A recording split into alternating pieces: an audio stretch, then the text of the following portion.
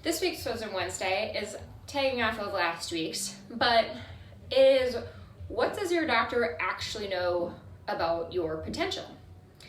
So I get the privilege of seeing a lot of patients in my office move. Whether they are my CrossFit athletes, the high school athletes I work with, or the professional athletes I work with, I actually get to see them perform and play and move.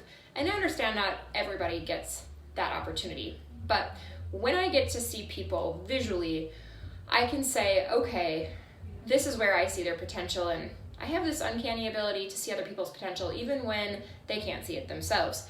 And then I can see if what we're working through is hindering them in any sort of way. Now, that could be a hindrance. Say I'm working with a beach volleyball player's shoulder. That could be a hindrance on how snappy they're swinging, how hard they're swinging, and how many times they're shooting versus actually attacking the ball. But it can also be in their mental state. You know, their shoulder physically might be ready, but mentally they might not be in a place where they're able to come over that.